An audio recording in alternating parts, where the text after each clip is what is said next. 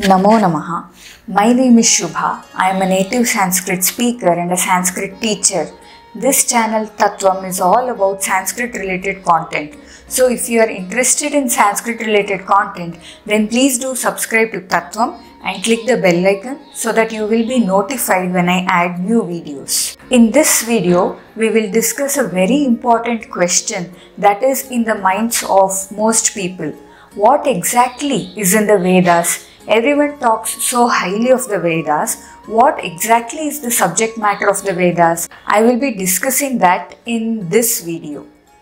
Vedas cover a huge variety of topics. As most of you know, they speak extensively about yagas. A variety of yagas are discussed in detail like the Agnihotra, Soma Yaga, Satra Yaga and many other varieties of yagas to get a variety of results. But apart from the yagas, the Vedas contain detailed procedure on how to conduct marriage ceremonies, naming ceremonies, funeral rites, shraddhas and many other ceremonies.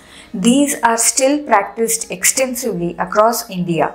Though there will be some regional ways of conducting these ceremonies, the central aspect in these will be the same across the whole country.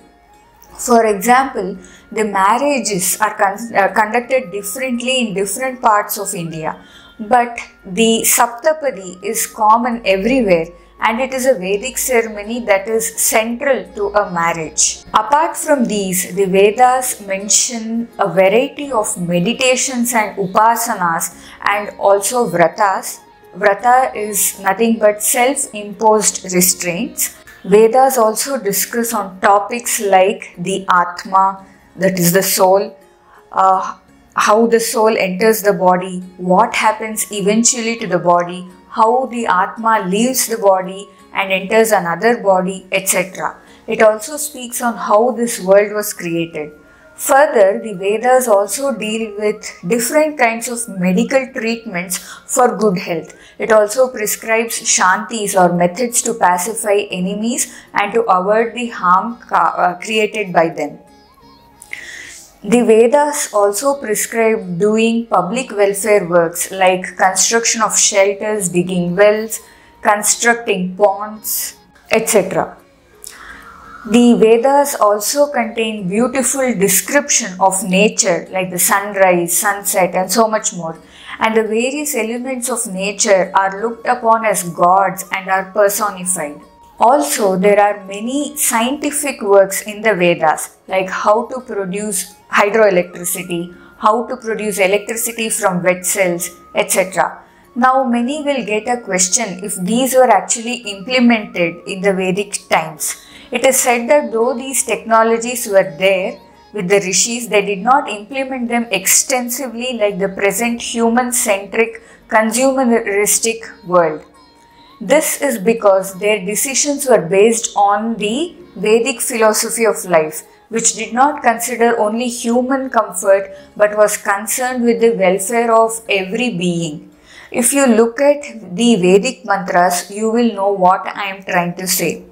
In this mantra, I will just recite this mantra. Om Tachayora Vrinimahe Gatoi Yajnaya Gatoi Yajnapataye Daivi Swastirastunaha Swastirmanushabhyaha Urdhvam Jigatu Bheshajam Shanno Astu Dvipade Sham Chatushpade Om Shanti Shanti Shanti. In this mantra, you will see the last line Shamno Astu Dvipade Sham Chatushpade. Sham means Mangalam, good. So the mantra says, may good things happen to two-legged creatures and also to four-legged ones. That was the kind of mindset that the Vedic people had. So they did not implement many technologies even though they had invented them. Each of the four Vedas are divided into four parts which are Samhita, Brahmana, Aranyaka and Upanishad. The Samhita portion contains mantras. The Brahmana portion contains the ritualistic methods that are to be performed while reciting the mantras. The Samhita and Brahmana portion are called the Karma Kanda because it mainly focuses on performance of Vedic rituals. This portion contains detailed description of the procedures of various yagas. Yajnas are the central theme here. Yajnas are central theme of Vedas. It is said like this: Vedahi yajnatham abhipravrittaha. In the Aranyaka portion, there is movement from action towards upasanas. This portion contains upasanas, which are spiritual practices. All these help a person to still the mind and turn inwards. In Karmakanda, one performs various yajnas ritualistically externally. The Aranyaka portion starts relating everything to what is happening inside. It says how yajna how life itself is a yajna. I will be making a separate video on this. And finally, the last portion of the Vedas is the Upanishad, also known as Vedanta. This is purely Jnana Kandam. It contemplates on existence, truth of life, death, creation, the creator, actions and their causes and consequences, about the self, the world and so much more. The Upanishads are a treasure house for an inquiring mind.